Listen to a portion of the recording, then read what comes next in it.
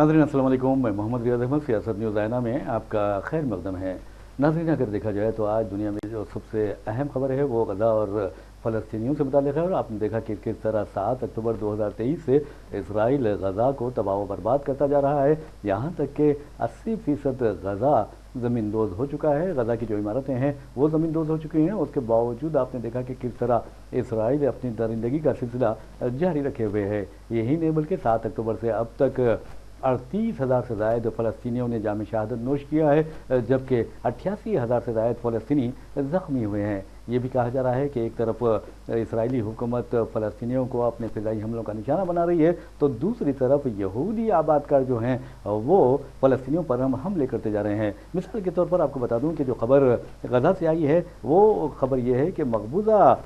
गज़ा में 340 हमले हुए हैं जो यहूदी आबादकारों ने फ़लस्तीनियों पर किए हैं। इसके अलावा आपको बता दूं कि पिछले 24 घंटों के दौरान इसराइल के फ़ज़ाई हमलों में 45 से ज़ायद फ़लस्तीनी शहीद हुए हैं। नाज़रीन, आपको ये भी बताना बहुत ज़रूरी है कि गज़ा वज़ारत सेहत के मुताबिक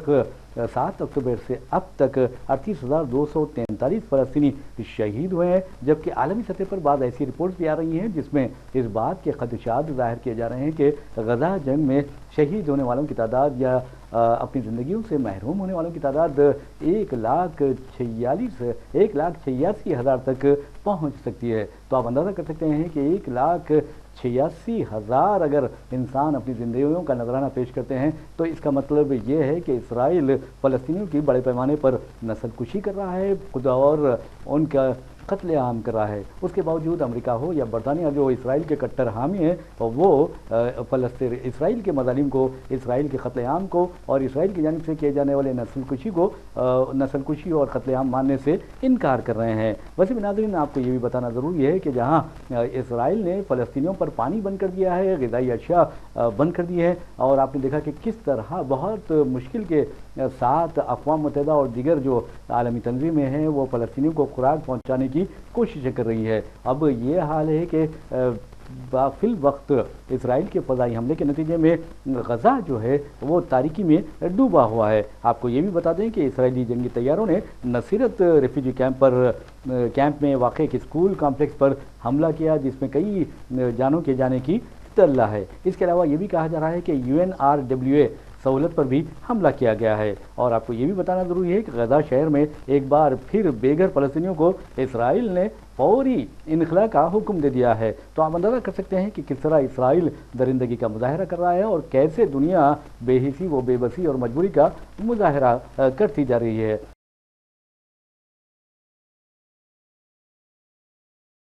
नाज़रीन, हम आपके सामने जो दूसरी खबर पेश करने जा रहे हैं वो फ़ादर स्टैन स्वामी से मुताल्लिक़ है। और आप अच्छी तरह जानते हैं कि फ़ादर स्टैन स्वामी एक समाजी और इंसानी हुकूक़ के जहदकार थे। इसके अलावा उन्होंने आदिवासियों यानी क़बाइलियों के हुकूक़ की ज़बरदस्त जद्दोजहद की थी, लेकिन मोदी हुकूमत में उन्हें गिरफ़्तार किया गया और उनकी हालत हिरासत में ही मौत वाक़ हो गई और बरसों तक वो जेल में रहे। यहाँ तक कि उनके ख़िलाफ़ दहशतगर्दी के क़वानीन भी इस्तेमाल किए गए। तो बहरहाल नाज़रीन, जहाँ तक फ़ादर स्टैन स्वामी के मौत का सवाल है उसे समाजी जहदकारों ने क़त्ल करार दिया और रियासत की दहशतगर्दी का नतीजा करार दिया। बहरहाल अब आपको बता दें कि फ़ादर स्टैन स्वामी की मौत की तहक़ीक़ात का आलमी सतह पर मुतालबा किया जाने लगा है और ख़ास तौर पर अमेरिका के 3 कानून साज़ों ने ये मुतालबा किया है और अमरीकी ऐवान नुमाइंदगान में ये करारदाद पेश की गई है और हिंदुस्तानी हुकूमत से मुतालबा किया गया है कि फ़ादर स्टैन स्वामी के कत्ल और कत्ल से पहले उनकी गिरफ़्तारी, फिर उन्हें गैर कानूनी तौर पर जेल में रखे जाने की तहक़ीक़ात कराए, मुकम्मल तहक़ीक़ात करवाए और आलमी सतह पर रिपोर्ट मंज़र-ए-आम पर लाए। नाज़रीन, आप अच्छी तरह जानते हैं कि मोदी हुकूमत के पहली मियाद और दूसरी मियाद के दौरान मोदी ने जिस तरह अर्बन नक्सल का नारा लगाया और कई समाजी जहदकारों को, यहाँ तक कि जो उनके सियासी मुखालिफिन हैं उनको जेलों में ढकेल दिया, उनके खिलाफ मुकदमात दायर किए गए, उनके खिलाफ जैसा कि अपोजिशन कहती है कि जो कौमी तहक़ीक़ाती एजेंसियाँ हैं, इन्फोर्समेंट डायरेक्टरेट यानी ED है, CBI है, NIA है और दूसरे महकमा इनकम टैक्स है और दूसरे दिगर एजेंसियाँ हैं, उनका इस्तेमाल किया गया, बेजा इस्तेमाल किया, गैर कानूनी तौर पर इस्तेमाल किया गया। और मोदी हुकूमत के इशारों पर इन एजेंसियों ने काम करते हुए कई बेगुनाह और बेकसूर सियासी कायदीन को और फिर سماجی جہدکاروں کو گرفتار کیا اور پھر انہیں جیلوں میں ڈال دیا۔ اس میں سے کئی لوگ اپنی زندگیوں سے محروم بھی ہوئے ہیں، جس میں فادر اسٹین سوامی سر فہرست ہیں۔ اور بہرحال آپ کو یہ بھی بتا دیں کہ حقوق انسانی کے جہدکار فادر اسٹین سوامی 5 جولائی 2021 کو حراست میں ہی انتقال کر گئے تھے۔ بہرحال اب دیکھنا یہ ہے کہ فادر سوامی جو پڑھالاگا گاڑی موومنٹ جو ہے اس میں ان کا بہت اہم کردار رہا۔ یہ قبائلیوں کی موومنٹ ہے اور قبائلیوں کے جو وسائل ہیں ان کے تحفظ کی یہ موومنٹ تھی، اور اس میں فادر اسٹین سوامی کا اہم کردار رہا ہے۔ تو بہرحال ناظرین، جن 3 امریکی قانون سازوں نے قرارداد پیش کی امریکی ایوان نمائندگان میں، ان کے نام آپ کو بتا دوں، جان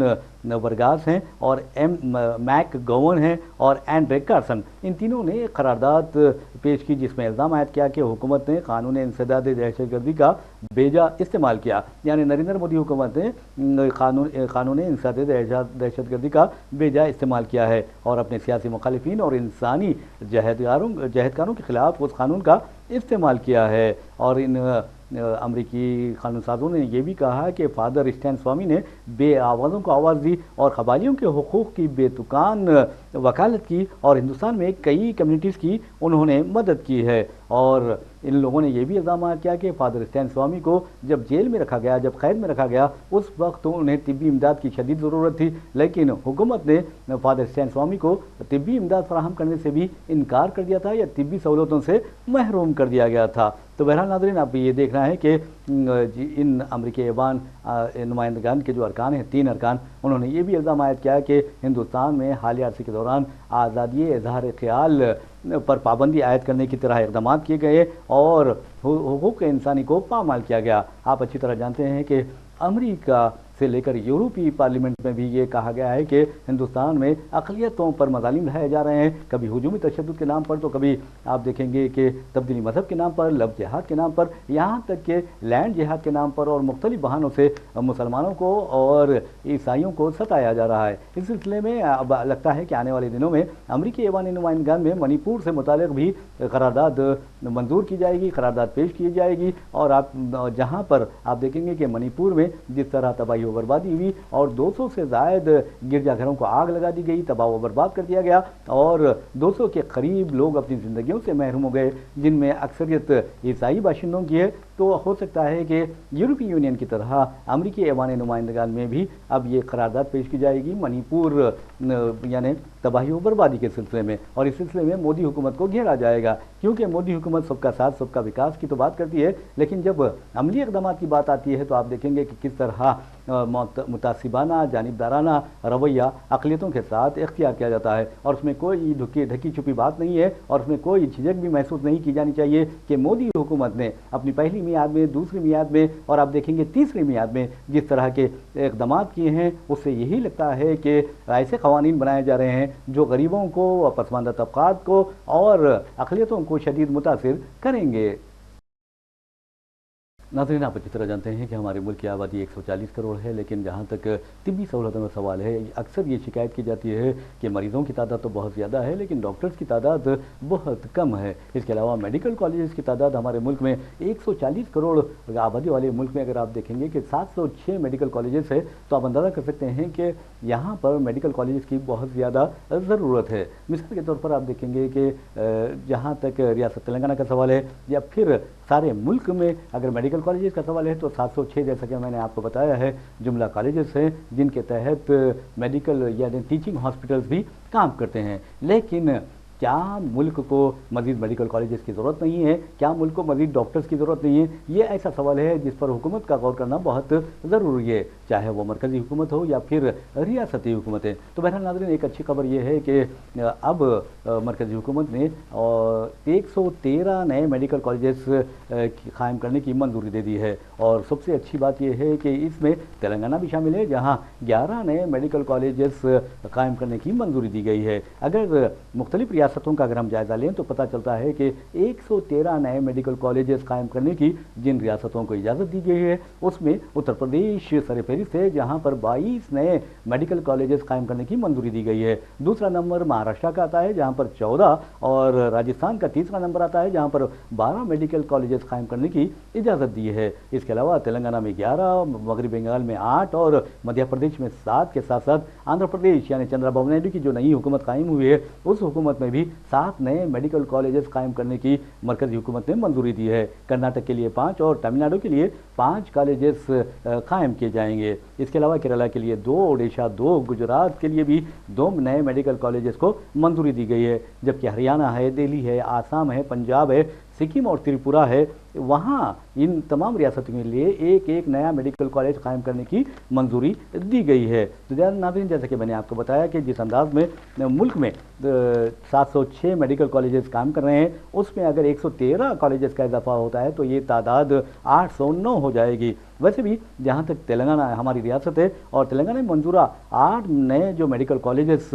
11 نئے میڈیکل کالجز کی اجازت دی گئی ہے، ان میں 8 میڈیکل کالجز سرکاری ہیں اور 3 خانگی ہیں، جس میں ایک کرسچن مائنارٹی کا کالج بھی شامل ہے۔ اور 8 جو کالجز ہیں میں اس کی تفصیل آپ کو بتانا چاہوں گا۔ ایک گورنمنٹ میڈیکل کالج جگولامبا اور government medical college Medak, government medical college Mulugu, government medical college Maheshwaram, government medical college Narsampet Warangal اور government medical college Quthbullapur Malkajgiri اور گورنمنٹ میڈیکل کالج یدادری اور گورنمنٹ میڈیکل کالج نارائن پیٹ۔ یہ 8 کالجز جو ہے وہ سرکاری کالجز ہوں گے۔ اور آپ کو یہ بھی بتا دیں کہ یہ بہت اچھی بات ہے کہ نیشنل میڈیکل کمیشن نے یہ منظوری دی ہے، اور آپ کو یہ بھی بتانا ضروری ہے کہ نئے میڈیکل کالجز جو قائم ہوں گے کم از کم ہر کالج کے ساتھ 200 بستروں والا ہاسپٹل اور 20 آئی سی یو بیڈز کا حامل اسپتال ہونا بہت ضروری ہے۔ اب دیکھنا یہ ہے کہ یہ ریاستیں نیشنل میڈیکل کمیشن کی جو شرائط ہے انہیں پورا کرتی ہیں یا نہیں کرتی ہیں، لیکن ایک بات ضرور ہے کہ نہ صرف میڈیکل کالجز کی تعداد بڑھانی چاہیے بلکہ ڈاکٹرز یعنی MBBS کی جو سیٹس ہیں، MD کی جو سیٹس ہیں ان میں بھی اضافے کی شدید ضرورت ہے تاکہ ہمارے جو شہری ہیں انہیں بہترین طبی سہولتیں حاصل ہو سکیں۔ ویسے بھی اگر میڈیکل ٹورزم کی بات کرتے ہیں تو آپ کو بتا دوں کہ ہندوستان دنیا کے چنندہ ممالک میں شامل ہے جہاں دنیا بھر کے مریض آتے ہیں اور کارپوریٹ جو ہاسپٹلز ہیں وہاں پر علاج کرواتے ہیں۔ ناظرین، ہم آپ کو لیے چلتے ہیں اتر پردیش کے شاملی میں حالیہ عرصے کے دوران ایک مسلم نوجوان کا بڑی بے دردی سے قتل کر دیا گیا تھا۔ دراصل یہ کباڑی جو اسکریپ کا کاروبار کرنے والے فیروز کے بارے میں ہم آپ کو بتا رہے ہیں، اور آپ کو بتا دوں کہ اب اتر پردیش میں یہ حال ہو گیا ہے۔ حالانکہ ہمارے ملک میں جمہوریت ہے، ہمارے ملک میں دستور ہے، ہمارے ملک میں سیکولرزم ہے اور ہمارے ملک میں گنگا جمنی تہذیب وہ روایات ہنوز زندہ ہیں، اس کے باوجود اتر پردیش میں اب ایسا لگتا ہے کہ اگر کوئی مسلمان شہید ہوتا ہے، ہجومی تشدد کا شکار ہوتا ہے، تو پھر اس کے بارے میں آپ یہ نہیں کہہ سکتے کہ اسے ہجومی تشدد میں شہید کیا گیا یا قتل کر دیا گیا، کیونکہ اگر آپ ایسا کریں گے تو پھر سمجھیے کہ اتر پردیش پولیس آپ کے خلاف مقدمہ درج کر لے گی۔ تو بہرحال ناظرین، آپ کو بتا دوں کہ 4 جولائی کو ضلع شاملی میں ایک اسکریپ فروخت کرنے والے، اسکریپ کا کاروبار کرنے والے نوجوان فیروز کو کئی افراد نے جو غیر مسلم تھے یعنی بہت مار پیٹ کی تھی، شدید زد و کوب کیا تھا، ہجومی تشدد کا نشانہ بنایا تھا اور وہ شہید ہو گیا۔ اس کے بعد آپ دیکھیں گے کہ جو جرنلسٹ تھے تقریباً 5 افراد نے اس بارے میں لکھا تھا کہ یہ ہجومی تشدد ہے اور فیروز کی موت ہجومی تشدد میں ہوئی ہے، لیکن افسوس کی بات یہ ہے، بلکہ شرم کی بات یہ ہے کہ جس شخص کو مارا پیٹا جاتا ہے اور مارا پیٹا جانے کے باوجود اس کے جسم پر کوئی داغ دھبا یا زخم یا چوٹ نہیں آتی ہے، تو آپ اندازہ لگائیے تو وہاں تو بھولے بابا کا کھیل چل رہا ہے۔ یعنی بھولے بابا کی آپ دیکھیں گے یہ آشرم میں کس طرح کی اسٹیمپیڈ ہوئی، 121 افراد مارے گئے، اور اس کے بعد آپ دیکھیں گے اسی بھولے بابا کی طرح اسے کہا جاتا ہے کہ وہ بہت کرشمہ سازی ہے، وہ بہت یعنی کرامات ظاہر کرتا ہے، بہت بڑے بڑے لوگوں کے مسائل حل کر دیتا ہے۔ تو اب ایسا لگتا ہے کہ یہاں اتر پردیش میں ایک شخص کو قتل کر دیا جاتا ہے، مار کر اسے بے دم کر دیا جاتا ہے، لیکن اس کے جسم پر ایک چوٹ کا نشان تک نہیں آتا، ایک زخم کا نشان تک نہیں آتا، اور اتر پردیش پولیس یہ دعویٰ کر رہی ہے۔ تو بہرحال اتر پردیش پولیس کس قدر دیانتدار ہے آپ اچھی طرح جانتے ہیں، سارا ہندوستان جانتا ہے۔ تو کہنے کا مطلب ہے شاملی میں اس نوجوان کا قتل کا واقعہ پیش آتا ہے، اور اس کے بعد آپ کو دیکھوں बता दूं कि उसकी कत्ल को हुजूमी तशद्दुद करार देते हुए रिपोर्टिंग करने वाले कम अज़ कम 3 सहाफ़ियों के खिलाफ फौजदारी मुकदमात उत्तर प्रदेश पुलिस ने दर्ज कर लिए हैं और उनके खिलाफ BNS की दफ़ा 196 और 352 के तहत मजहब की बुनियाद पर मुख्तलिफ ग्रोहों के दरमियान दुश्मनी और अवामी तौर पर हंगामा आराई को बढ़ाने वाले इल्ज़ामात आयद किए गए हैं। और नाज़रीन, आपको ये बता दूं कि जहां तक फ़िरोज़ के कत्ल का मामला है उसके सिलसिले में उसे हुजूमी तशद्दुद करार देने के मामले में 3 मुस्लिम सहाफ़ियों के खिलाफ FIR दर्ज की गई है और BNS की दफ़ा 105 यानी गैर इरादतन कत्ल के तहत मुकदमा दर्ज किया गया है उन कातिलों के खिलाफ, लेकिन सहाफ़ियों के खिलाफ ये मुकदमा 196 और 353 के तहत दर्ज किया गया है। उसके बावजूद आपको बता दूं कि जिन लोगों को गिरफ्तार किया गया है, जिनके खिलाफ मुकदमा दर्ज किया गया है, जिन्होंने हक़ की आवाज़ उठाते हुए कहा था कि ये हुजूमी तशद्दुद है और हुजूमी तशद्दुद में एक मुस्लिम नौजवान को निशाना बनाया गया है, तो वो हैं ज़ाकिर अली त्यागी और वसीम अकरम त्यागी के साथ साथ आसिफ राना, सैफ अल अलाबादी, इसके साथ साथ अहमद रज़ा खान। इन 5 के खिलाफ FIR दर्ज की गई है और आप अंदाज़ा कीजिए कि उत्तर प्रदेश में पुलिस इजहार ख्याल की आज़ादी को भी यानी पामाल कर रही है और अब ऐसा लगता है कि BNS हो या कोई और कानून हो वो तबाही की वो बर्बादी की तरफ ले जाएंगे, ख़ास तौर पर अक़लियतों को, दलितों को, और ये दलितों के खिलाफ, अक़लियतों के खिलाफ इनका इस्तेमाल होगा। नाज़रीन, हम बात कर रहे थे हुजूमी तशद्दुद की और आप अच्छी तरह जानते हैं कि मॉब लिंचिंग का जो वर्ड है अब ऐसा लगता है कि सारी दुनिया में गश्त कर रहा है और हिंदुस्तान को लेकर इस वर्ड को या इस लफ्ज़ को जोड़ दिया गया है। और वैसे भी आपको बता दूं कि मोदी हुकूमत जब से आई है, आप ये अच्छी तरह जानते हैं, चाहे वो पहली मियाद हो या उसकी, या फिर दूसरी मियाद हो या फिर तीसरी मियाद हो, और आपने देखा कि किस तरह 4 जून को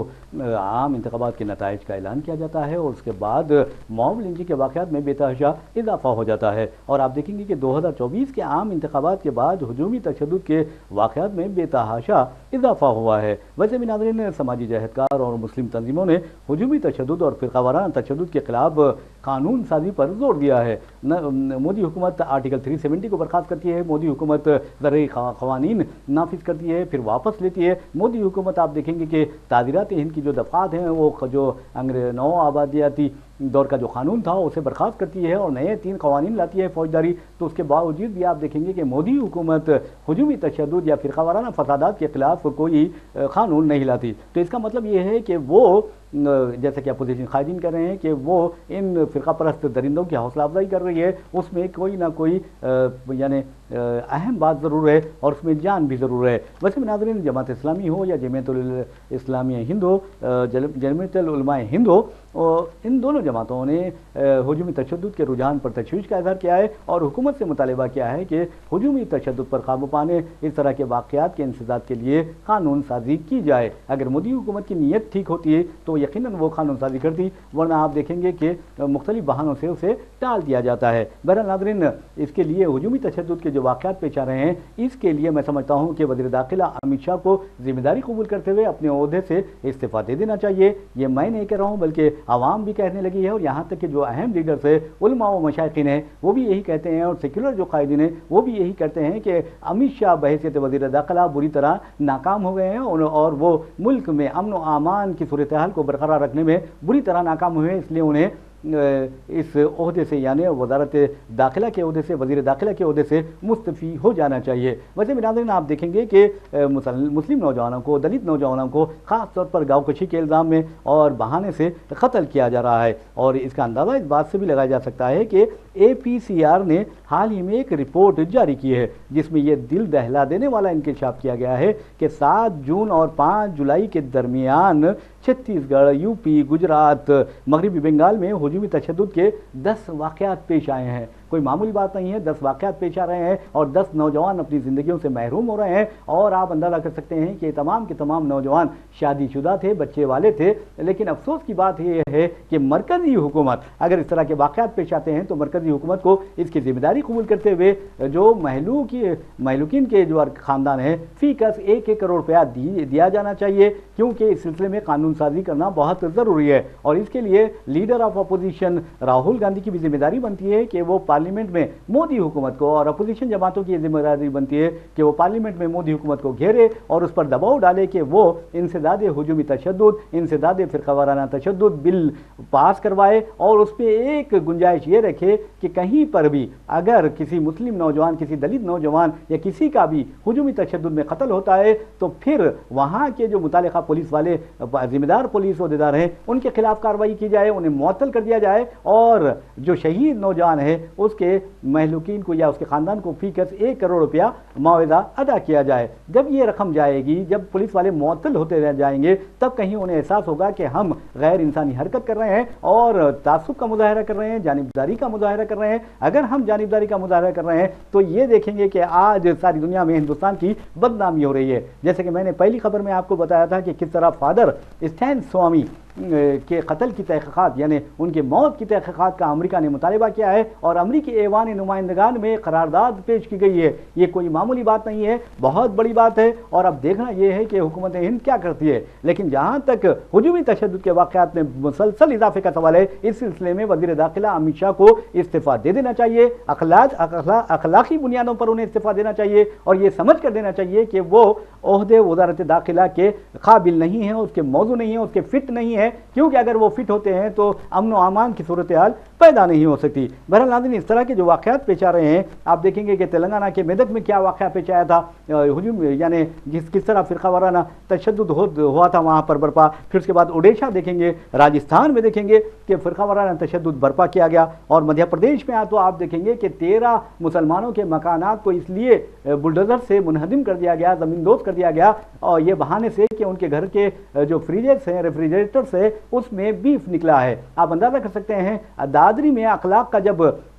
हुजूमी तशद्दुद में कत्ल किया गया था, उस वक्त कहा गया था कि अखलाक के घर में बीफ है, लेकिन जब फॉरेंसिक लैब की रिपोर्ट आई उसमें कहा गया कि ये बीफ नहीं बल्कि मीट था। फिर उसके बाद एक रिपोर्ट आई कि ये बीफ था। तो अब अंदाज़ा कर सकते हैं कि ये फ़िरका परस्त जब चाहें बीफ हो जाता है, ये फ़िरका परस्त जब चाहें मीट हो जाता है। ऐसा नहीं होना चाहिए, क्योंकि अगर आप तासुब करेंगे, अगर आप जानिबदारी बरतेंगे और अगर आप एक मज़हब के मानने वालों की खुशामदी करेंगे तो फिर समझिए अपीसमेंट आपको ले डूबेगा। इसलिए ले डूबेगा कि आप फ़िरका परस्तों को खुश करने की कोशिश पर या उसकी पॉलिसी पर गामजन है। तो बहरहाल आपको यही बता दें कि हुजूमी तशद्दुद के जितने वाक़यात पेश आए हैं उसमें यानी 2024 के बाद किसी की गिरफ्तारी अमल में नहीं आई है, बस उनके खिलाफ मुकदमा दर्ज किए जाते हैं और फिर हमेशा के लिए उन्हें आज़ाद कर दिया जाता है।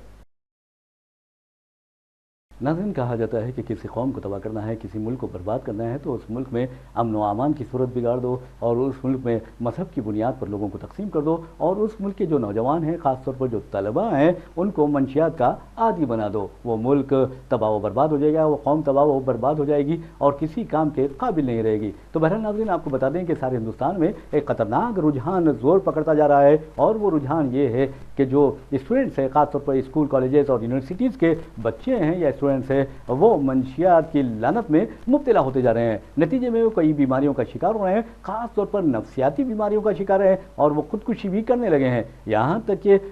मंशियात की लानत इस कदर बढ़ गई है या उनमें मंशियात की लत इस कदर सराहियत कर गई है कि उनका जिनसी इस्तेसाल भी बआसानी किया जा रहा है। लेकिन त्रिपुरा से एक रिपोर्ट आई है और मैं समझता हूँ कि ये रिपोर्ट सारे हिंदुस्तान के लिए दहला देने वाली रिपोर्ट है और टाइम्स ऑफ इंडिया में इस ताल्लुक से एक तफसीली रिपोर्ट भी शाये हुई है। और वो खबर ये है कि त्रिपुरा में तकरीबन यानी स्कूल्स, कॉलेजेस और यूनिवर्सिटीज़ के 828 तलबा में जो टेस्ट किया गया HIV पॉजिटिव पाए गए। तो आप अंदाज़ा कर सकते हैं कि किस तरह ये तलबा जो आप देखेंगे कि इंजेक्शन्स लेते हैं मंशियात के अपने रगों में और उसी वजह से सिरिंजेस जो होते हैं उसका तबादला नहीं करते, बल्कि नए सिरिंजेस नहीं लेते बल्कि उसे बार बार इस्तेमाल करते हैं, जिसके नतीजे में ये HIV पॉजिटिव उनके टेस्ट आए हैं। तो आप अंदाज़ा कर सकते हैं कि 828 नौजवान अपनी ज़िंदगियों से महरूम हो रहे हैं और उनकी ज़िंदगी वो ऐसे हो गए हैं जैसे एक ज़िंदा लाश है और वो तड़प तड़प कर मरने वाले हैं। तो आप अंदाज़ा कर सकते हैं कि कितनी बुरी सूरत हाल है। जो रिपोर्ट आई है Tripura state AIDS control society TSDCC DCS اس کی رپورٹ میں واضح طور پر کہا گیا کہ اس بحران کے لیے انٹراوینس ڈرگ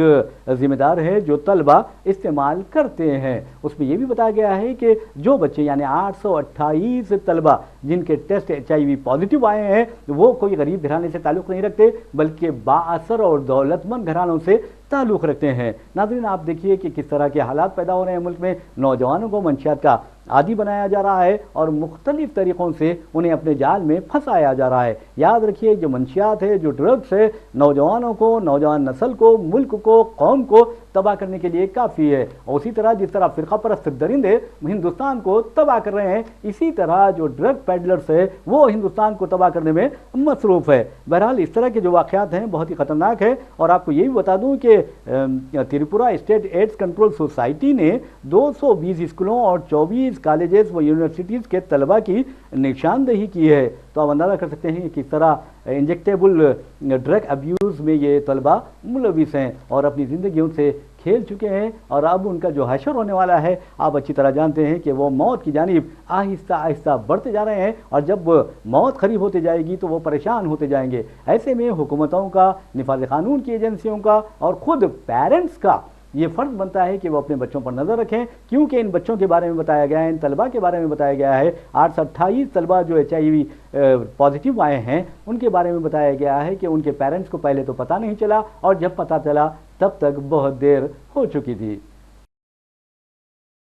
ناظرین ہم اب کھیل کی بات کرتے ہیں اور آپ کو بتا دیں کہ T20 ورلڈ کپ کا حصہ رہے محمد سراج نے چیف منسٹر ریونت ریڈی سے ملاقات کی اور انہیں گلدستہ پیش کیا۔ اس موقع پر چیف منسٹر نے انہیں بطور تحفہ نندی کا ماڈل پیش کیا اور ان نے خواہشات کا بھی اظہار کیا ہے۔ ویسے ناظرین آپ کو بتا دوں کہ جہاں تک سراج کا سوال ہے، سراج آپ دیکھیں گے حیدرآباد سے تعلق رکھتے ہیں، اور وہ جب حیدرآباد لوٹے T20 ورلڈ کپ کے بعد تو سارے ہندوستان میں 2 ریلیز بہت زیادہ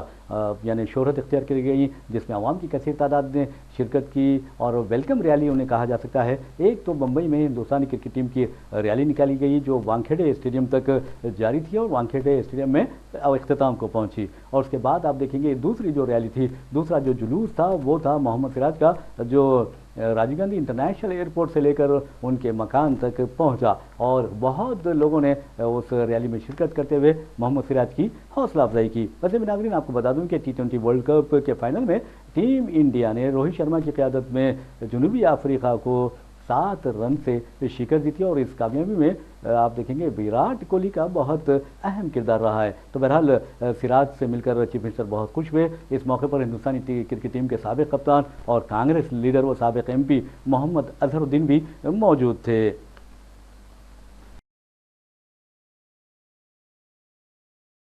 ناظرین اس دنیا میں قدرت نے کوئی چیز ایسے ہی پیدا نہیں کی، بلکہ ہر چیز کے پیدا ہونے کا ایک مقصد ہے اور ہر چیز کی ایک اہمیت و افادیت بھی ہے، اور آپ یہ بھی دیکھیں گے کہ جہاں تک کیڑے مکوڑوں کا سوال ہے ان کی بھی اپنی ایک اہمیت ہے۔ خاص طور پر آپ کو بتا دوں کہ ایک زمینی کیڑا ایسا ہے جس کی قیمت 75 لاکھ روپے ہے۔ کوئی بہت بڑا کیڑا نہیں ہے اور اس سے بہت بڑا میں سمجھتا ہوں کہ کارنامہ انجام نہیں دیا جا سکتا، یا پھر اس کی کیا خوبیاں ہیں کہ 75 لاکھ روپے اس کی قیمت رکھی گئی ہے۔ اگر آپ ایک بھاری گاڑی لینے جائیں گے، قیمتی گاڑی خریدنے جائیں گے تو 75 لاکھ روپے میں گاڑی کی قیمت ہوگی۔ تو بہرحال ناظرین ہم آج جس زمینی کیڑے یا حشرات الارض میں شامل ایک کیڑے کی بات کر رہے ہیں وہ ہے اسٹیگ بیٹلز۔ اس کے بارے میں کہا جاتا ہے کہ وہ جس کے پاس بھی جاتا ہے تو اس کی قسمت چمک اٹھتی ہے، دولت کی اس پر بارش ہوتی ہے، اور یہ صرف ایشیا میں نہیں بلکہ سارے دنیا میں یہ کیڑا اپنی شہرت رکھتا ہے، اور اس کی قیمت کے حساب سے یہ جانا جاتا ہے۔ اس کی قیمت بتائی جاتی ہے کہ ہندوستان کے 75 لاکھ روپے اس کی قیمت ہے، اور اس کے علاوہ آپ کو یہ بتا دیں کہ یہ وجہ قیمت کی اس کی یہ ہے کہ بہت ہی ریئر یعنی شاذ و نادر ہی یہ کیڑا پایا جاتا ہے، اور اس کی منفرد خصوصیات ہوتی ہیں، اور اس کی جو قیمت ہے وہ بہت زیادہ ہوتی ہے۔ اس کیڑے کے بارے میں کہا جاتا ہے کہ جس کے پاس یہ کیڑا ہوتا ہے اس کے پاس پیسوں کی بارش ہوتی ہے، یہ کیڑا خوش نصیبی کا باعث بنتا ہے۔ بعض لوگ سوچتے ہیں کہ اس کیڑے کے رکھنے سے انسان اچانک دولت مند بن جاتا ہے۔ یہ کیڑا دراصل آپ کو بتا دوں کہ درختوں کا رس پیتا ہے، اس کا وزن جو ہے 2 تا 6 گرام ہوتا ہے۔ اب اندازہ لگائیے 1 2 تا 6 گرام کیڑے کی قیمت 75 لاکھ روپے، یہ کوئی معمولی بات نہیں ہے، بہت ہی عجیب و غریب ہے۔ اور اس کے علاوہ آپ کو بتا دوں کہ جہاں تک اس کا دور حیات ہے یا اس کی عمر ہوتی ہے وہ 3 سے لے کر 7 سال ہوتی ہے۔ اس کے علاوہ جو میل ہوتا ہے کیڑا یہ 35 to 75 mm اس کی لمبائی ہوتی ہے، جبکہ فیمیل کی 30 to 50 mm لمبائی ہوتی ہے۔ تو بہرحال ناظرین، یہ کیڑا میں سمجھتا ہوں کہ آج میڈیا میں بھی بہت سرخیوں کا باعث بنا ہوا ہے، ہیڈ لائنز کا باعث بنا ہوا ہے، اور 75 لاکھ روپے اس کی قیمت ہے۔ تو آپ اندازہ کر سکتے ہیں کہ اس کیڑے کے جو مالکین ہوں گے، یعنی ان کے پاس تو ایک کیڑا نہیں ہوگا، کئی کیڑے انہوں نے جمع کیے ہوں گے اور وہ ارب پتی بن گئے ہوں گے۔ ناظرین، اسی کے ساتھ اپنے میزبان محمد ریاض احمد کو اجازت دیجیے، انشاءاللہ پھر ملاقات ہوگی، پھر بات ہوگی، تب تک کے لیے اللہ حافظ۔